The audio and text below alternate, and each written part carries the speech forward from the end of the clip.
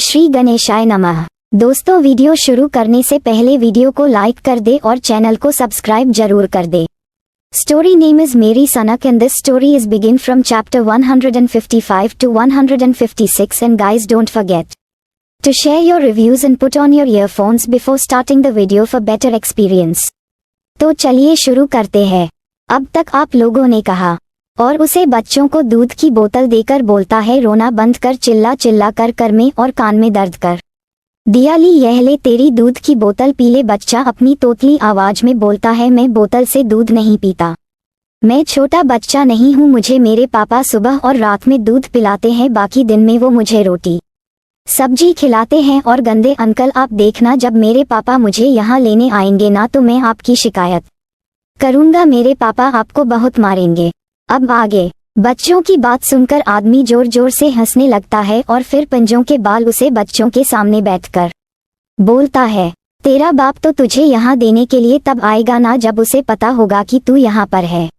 बच्चा अपनी छोटी छोटी गोल गोल आंखों से उसे बच्चों को घूर कर देखने लगता है और बच्चे के इस तरह देखने पर वह बच्चा और भी ज्यादा क्यूट लग रहा था। आदमी उसे बच्चों को देखकर हंसते हुए उसके बाल बिगाड़कर वहां से चला जाता है। जिस होटल में जियान और सक्षम की लड़ाई हुई थी, सक्षम इस होटल में पहुंचता है। सक्षम अपने फोन में देखते हुए होटल के अंदर जा रहा था कि तभी एक लड़की हाथ में फाइल को खोले उसमें कुछ देखते हुए सामने से आ रही थी। दोनों का ही ध्यान रास्ते पर नहीं था, इसीलिए दोनों एक दूसरे से टकरा जाते हैं और तभी उसे लड़की का पैर मुड़ जाता है, जिस लड़की का बैलेंस बिगड़ है और लड़की के हाथ से फाइल हवा में उछाल जाती है और उसे फाइल के पेपर हवा में बिखर जाते हैं। लड़की गिरने के डर से अपनी आंखें बंद कर लेती है, लेकिन तभी लड़की को अपनी कमर पर किसी की पकड़ महसूस होती है और लड़की हवा में ही रुक जाती है। लड़की आंखें खोलकर देखती है तो देखते ही रह जाती है। उसकी आंखें एक पल के लिए तो हैरानी से बड़ी हो जाती है, लेकिन फिर तो जैसे वह लड़की एक अलग ही दुनिया में खो जाती है।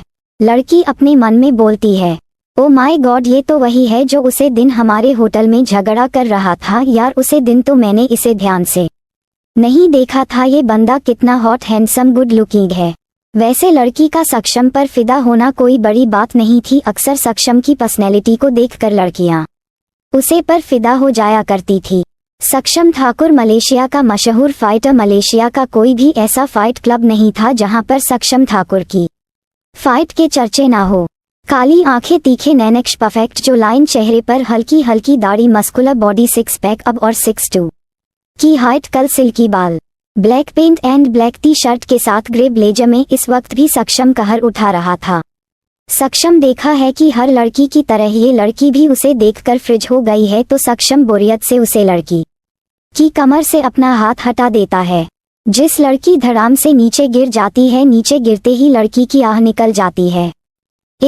सक्षम लड़की के पास पंजों के बल बैठकर बोलता है, सपनों की दुनिया से हकीकत में लाने के लिए तुम्हें गिरना जरूरी था, माफी चाहूंगा। इतना बोलकर सक्षम बिना उसे कोई जवाब दिए आगे जाने लगता है और तभी वह लड़की जोर से गुस्से में चिल्लाकर बोलता है, ओ हेलो मिस्टर, खुद को समझते क्या हो तुम? तुम्हारी हिम्मत कैसे हुई मुझे गिराने की? सक्षम के जाते हुए कदम वहीं पर रुक जाते हैं। दूसरी तरफ नैना और मन्नत दोनों ही प्रेम और विजय के आगे बेबस हो गई थी और अब दोनों को ही ना चाहते हुए उनके साथ जाना पड़ रहा था। प्रेम और विजय नैना और मन्नत को लेकर एयरपोर्ट पहुंच जाते हैं। प्रेम और मन्नत नैना और विजय से पहले ही एयरपोर्ट पहुंच गए थे और अब प्रेम वेटिंग एरिया में बैठकर विजय के आने का वेट कर रहा था।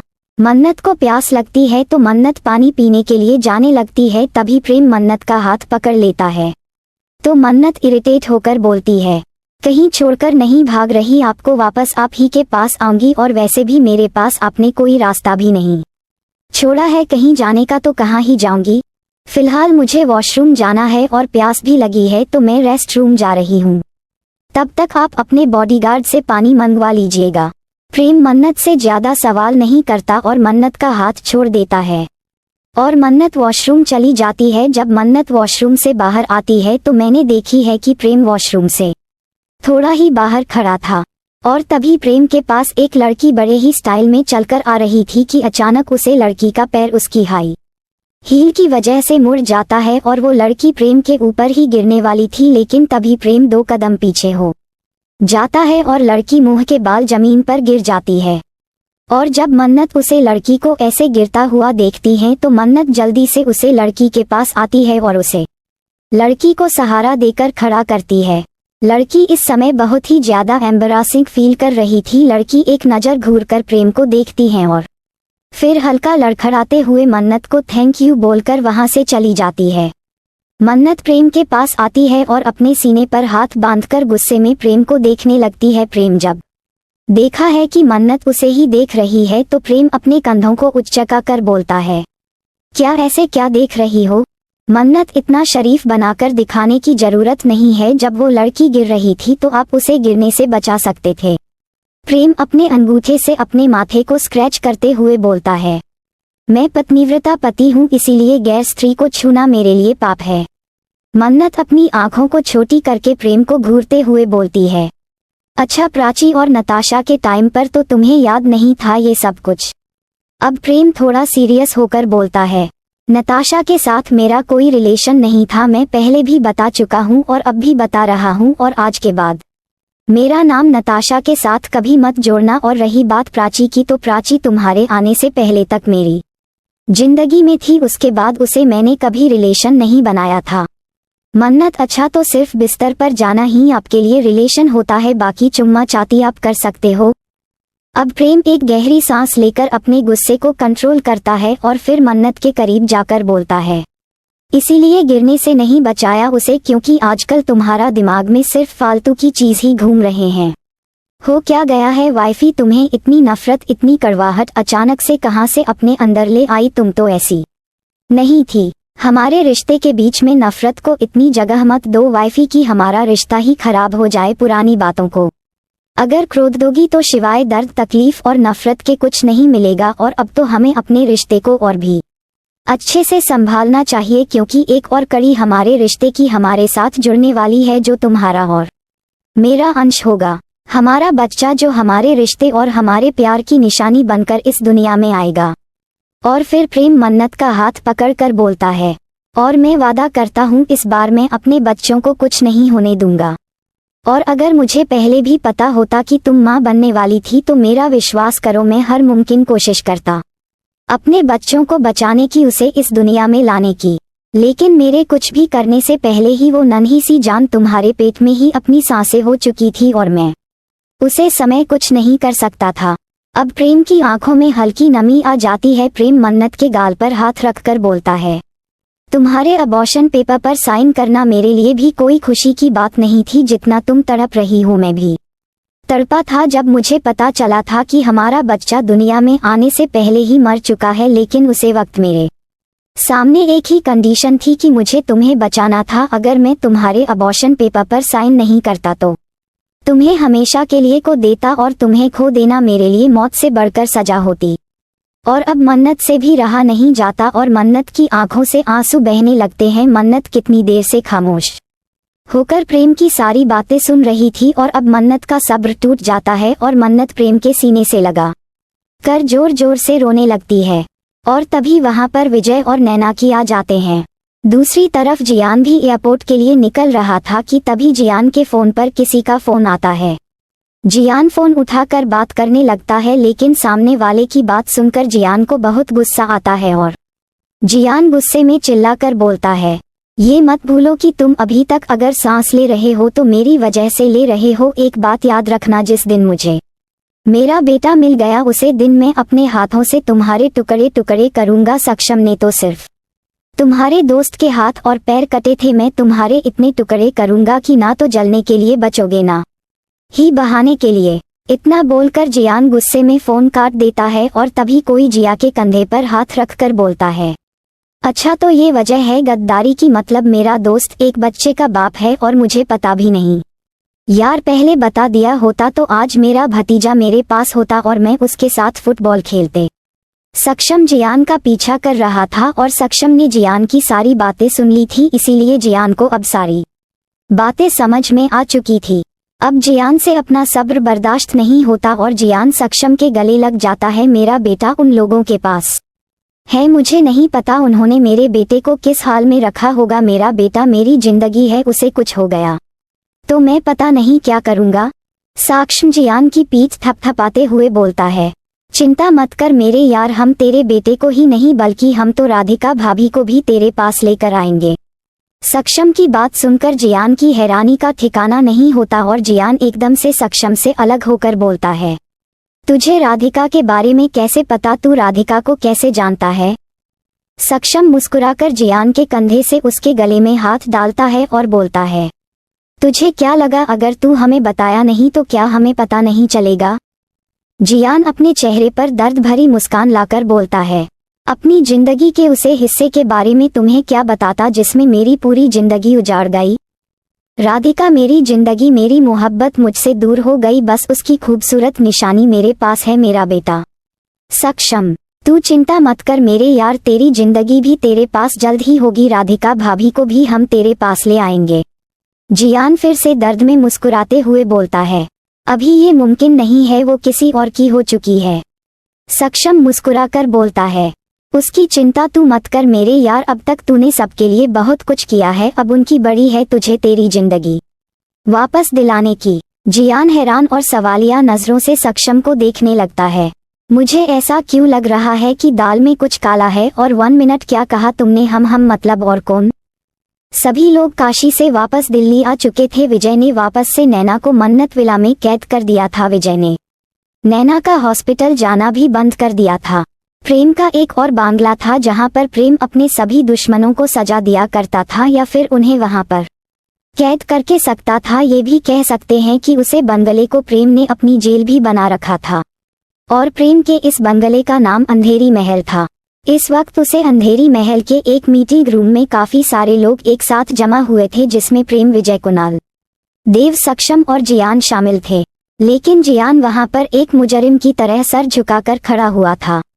प्रेम हल्का गुस्से में बोलता है, जियान मुझे सब कुछ सच सच जानना है। आखिर क्यों तुमने प्रणाम और जैकी की मदद की थी? और मुझे नैना का भी सच जानना है, क्यों नैना ने शादी के कुछ घंटे में ऐसा काम किया और तुमने नैना की मदद क्यों की? कुणाल बहुत ही आराम से जियान के पास जाता है और जया के कंधे पर हाथ रखकर बोलता है, जियान देखो, यहाँ पर तुम्हें कुछ भी छुपाने की जरूरत नहीं है। तुम अगर हमें सब कुछ सच सच बता दोगे तो तुम भी जानते हो कि हमारी कितनी बड़ी मदद हो जाएगी और हम तुम्हारे भी मदद कर पाएंगे। और हम नैना को भी बहुत अच्छे से जानते हैं बचपन से। प्रेम ने और मैं मिलकर नैना को पाला है। नैना हमारी बहन है। हम बहुत अच्छे से जानते हैं कि नैना कैसे नेचर की है। जियान सर, अगर मैं सच बताया तो प्रेम सर का एक बहुत ही अच्छा रिश्ता खराब हो जाएगा। प्रेम अपनी जगह से खड़ा होता है और जियान के कंधे पर हाथ रखकर बहुत ही शांत भाव से बोलता है, जियान मेरी फैमिली तुम सब लोग हो और तुम सब लोगों से बढ़कर मेरे लिए और कोई रिश्ते मायने नहीं रखते।